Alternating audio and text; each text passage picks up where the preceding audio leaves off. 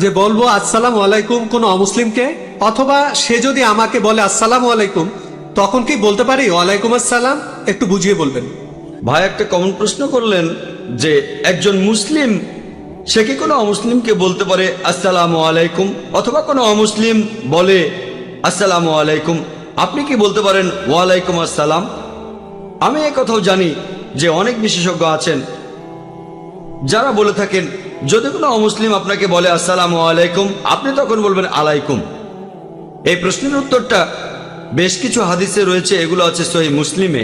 আর যদি সহিহ মুসলিম পড়েন 3 নম্বর খণ্ড বুক অফ সালাম, অধ্যায় নম্বর 904, হাদিস নম্বর 5380 থেকে 5390 পর্যন্ত 11টা হাদিস আছে।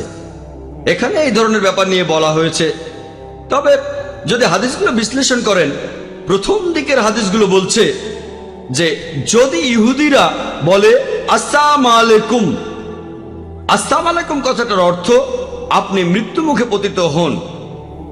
যখন ইহুদিরা তোমাদের বলে আসসালামু আলাইকুম, আপনি মৃত্যু মুখে পতিত হন, নবীজি বলছেন তখন তাদের বলো আলাইকুম, আপনাদের ক্ষেত্রেও সেটাই হোক।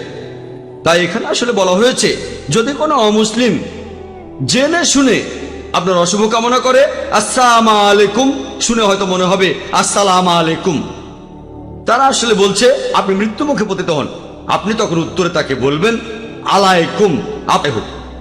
তবে অনেক বিশেষজ্ঞ এটাও বলেন যদি কোনো অমুসলিম আপনাকে বলে আসসালামু আলাইকুম, আপনি তখন বলবেন আলাইকুম। আর যদি বিস্তারিত জানতে চান তাহলে এর উত্তর পাবেন পবিত্র কোরআন এবং সহিহ হাদিসে। আসুন দেখি কোরআন কি বলে। আমি আমার লেকচারও বলেছি, সূরা নিসার 86 নম্বর আয়াতে বলা হয়েছে ওয়া ইজা খুইতুম বি তাহিয়াতিন ফাহায়ু বি আহসানা মিনহা আও রুদ্দুহা ইন্নাল্লাহা কানা আলা কুল্লি শাইইন হাসিবা। যে যদি কেউ তোমাদের অভিবাদন করে প্রত্যুত্তর জানাও আরো উত্তম ভাবে, অথবা সেই অভিবাদনের অনুরূপ করে অভিবাদন জানাও তাদের, নিশ্চয়ই আল্লাহ সব বিষয়ে হিসাব গ্রহণ করে থাকেন। সালামের উত্তর দেয়া নিয়ে কথা বললে আমরা তাদের উত্তর দিতে পারি। তাহলে এই প্রশ্নটার ব্যাপারে কোনো অমুসলিম যদি বলে আসসালামু আলাইকুম, আপনি কি উত্তর দেবেন? কোরআনের এই আয়াতটা বলছে আরো ভালো করে উত্তর দিতে পারেন, অথবা একইভাবে, একথাই পবিত্র কোরআন বলছে। আর আপনি কি প্রথমে সালাম দিতে পারেন? আমাদের নবীজির হাদিস বলছে, এটা হচ্ছে সহিহ মুসলিমে, যদি আহলে কিতাবের লোকদের দেখো ইহুদি বা খ্রিস্টান, তাদের সালাম দিও না ইত্যাদি। এই ব্যাপারটা বিশেষজ্ঞদের মধ্যে মতভেদ রয়েছে।